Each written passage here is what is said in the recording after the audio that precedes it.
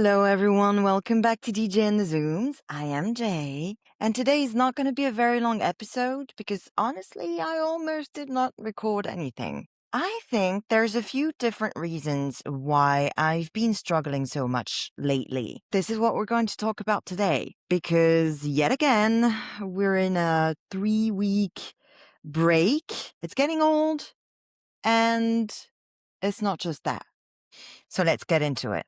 I'm still knitting, by the way, but I'm getting I'm making progress. I think the first reason is maybe I bit off a bit more than I could chew this year, trying to keep the podcast going and start a new job and study for my bachelor's degree on the side. I thought because I've already got a master's degree and I've studied a lot of different fields.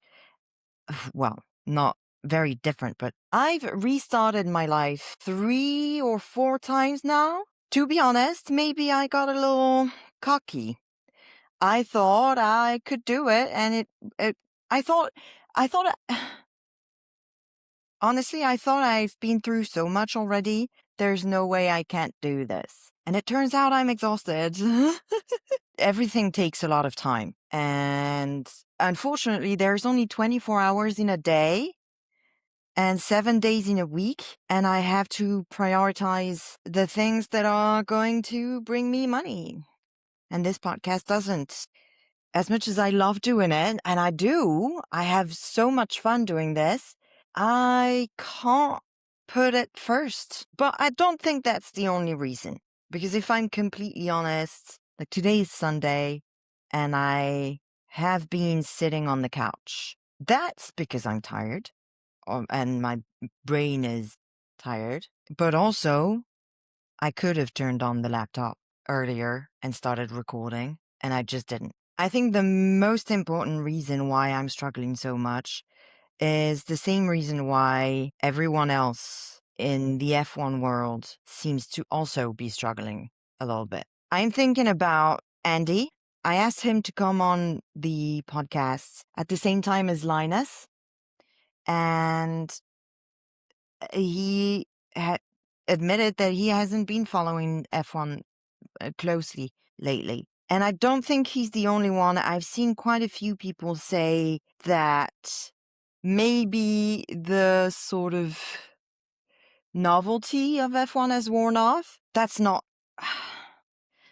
how I want to say this, but I'm trying to find the right words, and all I have in my head is a French term. I've been reading here and there online that F1 may be struggling to keep the fans that they've made in the recent years. And the fact that they've been, let's get fully into it, shall we? So much emphasis and effort has been put by F1 on acquiring more American fans that they're struggling to keep the American fans that they've made, and they've pushed away the rest of the world. This is my opinion.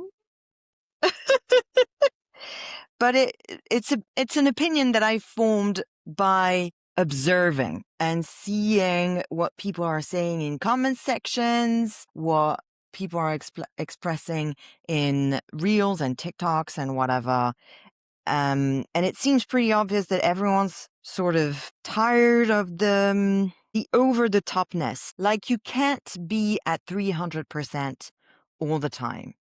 And people are just exhausted. I think it also ties in with the question that I had last week, which was, are we focusing more on the racing or the dick measuring contests? Excuse my French. And as part of that, like, are we focusing on the right things to retain the fans that we've acquired? Formula One doesn't seem to be the sort of place where you should have an announcer yelling the names of the drivers as they come on the grid.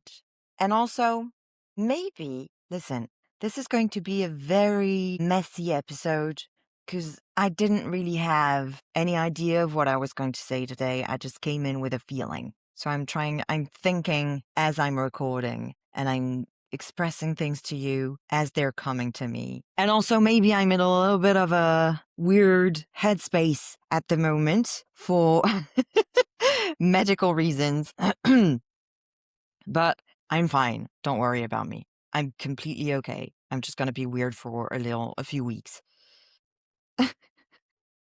Maybe F1 at the moment is colliding with the geopolitical context. And it's been so glitz and glamour focused. I want to say lately, but I'm not quite sure. Because, like, if you look back at Michael Schumacher, Senna, James Hunt, there's been this sort of fantasy surrounding F1 for quite a while, maybe since the beginning. We've established already that I'm a DTS fan, so I don't have the history. But I'm thinking about the Met Gala and the responses that it has gotten lately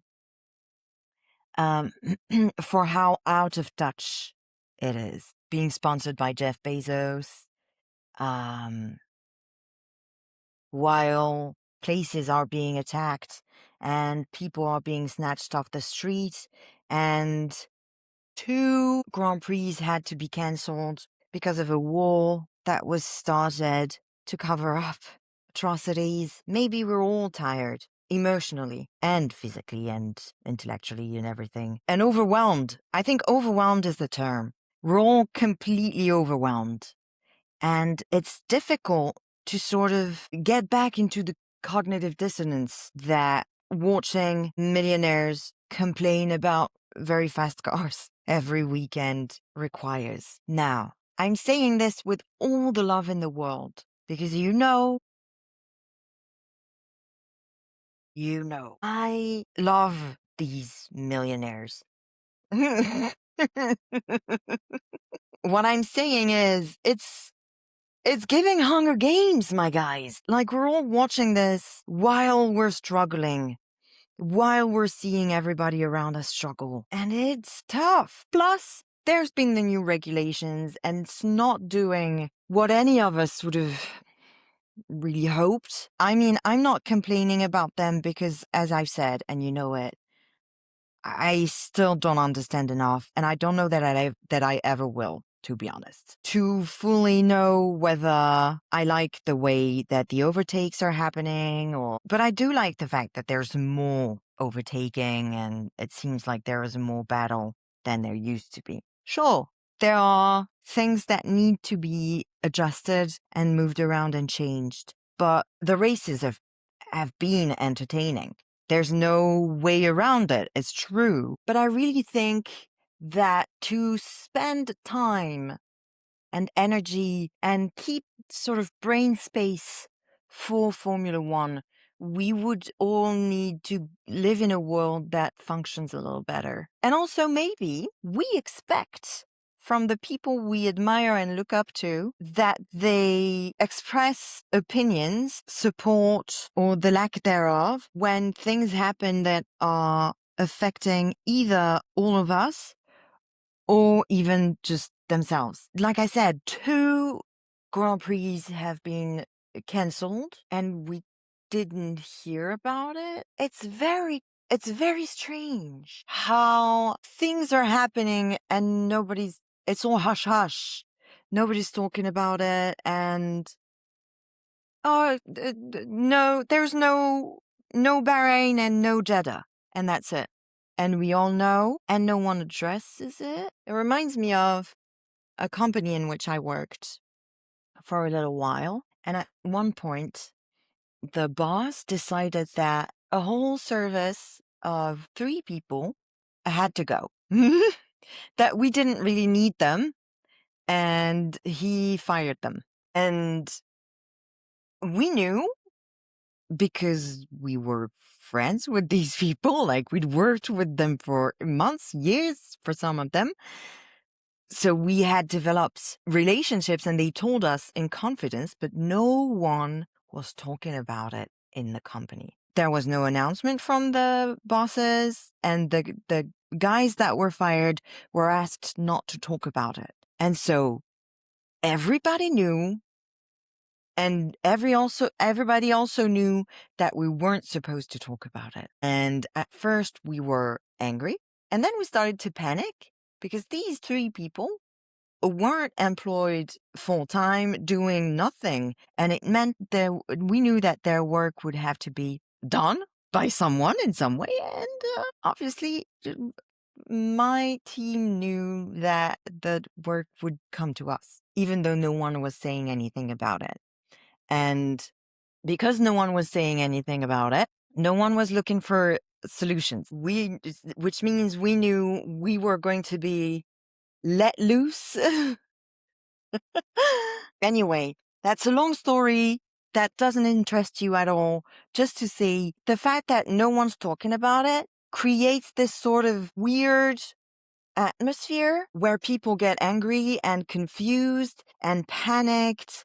And if you care in any way about what's going on in the world, the fact that what's going on in the world is directly affecting this sport, yet no one is talking about it, is infuriating. I think it breaks a little of the magic and it pulls you away. That's for the people who care about the geopolitical context. For the people who are purists and who care only about the technical aspects and the mechanics and the cars, it's been very clear that they're not satisfied with the way that things are evolving. And for the people who are purists in the way that they care about Formula One having its origins in the UK and being sort of a European sport, I think it's understandable, but obviously I'm European. Although I'm French and we don't have a Grand Prix anymore. Well, maybe that puts me in the exact position to say this, but I think it's understandable that some of us are disappointed to see that there are 3 Grand Prix in the United States. And they're talking about having more, yet there's still, there's no Grand Prix in Germany anymore. There's no Grand Prix in France. There's no Grand Prix in Africa. We're talking about it, but maybe it feels like Formula One doesn't want us. Why should we fight it? I'm saying all this completely hypothetically, and it's just a reflection that I'm having. I'm not quitting. I love this. I love doing this podcast, and I love Formula One. I love watching races, and I love the drivers and being involved in all of this and the team dynamics. And I think even the technical parts, although I don't understand much of it, I was never a scientific sort of brain, but I think it's fascinating and interesting. And I'm not saying I'm quitting, not at all. I'm just trying to voice frustrations that I've understood by existing myself in this world of Formula One, especially online, and also in the world itself, as in Earth and what's happening at the moment, which is terrifying and devastating and heartbreaking. And here's something personal that I can say about this topic is that I came to Formula One at a time when I needed an escape. I was myself very lonely and sad, and I struggled. And it feels like Formula One is no longer the escape that it used to be. Maybe, like I said, maybe I'm just in a weird headspace, and this is something that will pass because it only depends on me. I'd be very interested to know what you think about it if you have any opinions on the matter. Have you been feeling disinterested, or maybe like there's a distance between F1 and yourself lately? Or do you not feel that at all? Have you been feeling like there's like this distance was created by how out of touch the sport and its contributors are? Or am I just overthinking it? Which I definitely am. And I think it's interesting that it's been confirmed that V8s are coming back, because I think it means that F1 is feeling it, noticing it. They're seeing the numbers and they're trying to backpedal a little or a lot because it wasn't on my bingo card. V8's coming back, to be honest. Although I did see, and I'll share it because I sent it to myself. It was a few weeks ago, but I wanted to keep it in mind, and because I wanted to discuss it with you. I saw a video of Will Buxton talking about bringing back V8s or V10s with clean fuel, and I'm very interested in knowing if it's really going to have an impact or if the general disinterest is rooted in something that is deeper or more generalized than just the technical aspect. I don't know. I'm just wondering. I mentioned Andy. I know that he's doing what I've been expecting Ferrari fans to do for a very long time. He's protecting his peace because Alonso is still struggling, which is fully understandable. I don't know if he listens to the podcasts when he's not on it. I know that he doesn't listen when he's on it.